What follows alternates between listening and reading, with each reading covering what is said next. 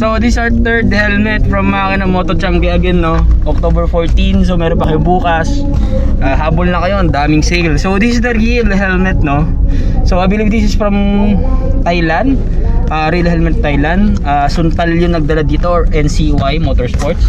So Tony got this for 3.5. So this is the real helmet Falcon. So very unique tong design na to kasi para siyang Shark na Race Pro.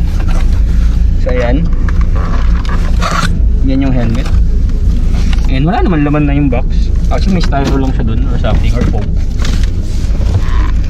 Ang ganda na nalagyan niya actually, oh. Ganda yung helmet pag. Ayan, open na natin. So it comes with this manual na hindi natin babasahin. So tanggalin na natin yan. Ayan. Wow, di ba? So nakikita nyo to? Yan ang spoiler niya, napakalalim.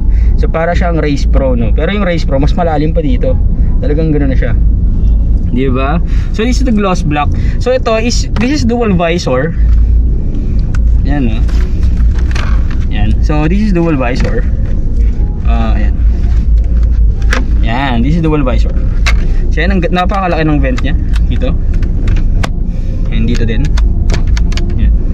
Ang ganda niya kasi dito, ganda na sa profile niya. So this is the padding. Okay naman yung padding. And ang ganda ng ano nyo, chin guard nyo. Paratang hindi papasok agad-agad yung hangin. So I'm really excited to test this helmet, no? Kung gaano kalakas yung wind noise niya. So unfortunately, di ba siya double D-ring, no? Quick release pa rin siya. Though yung quick release niya bakal. Ganda naman yung bakal. Tapos meron pa siya ditong helmet. Diba? Very kompleto na. And then, thanks for Suntal for providing us sun visor, no? So ayan, may bag pa tayo. So talagang request ko to, and then nagbigay naman sila, libre lang. Ayan, no? Diba? This is not sure, smoke. Yeah, smoke visor. Yan, so bagay na bagay siya dito. So abangan nyo, ikakabit natin yan.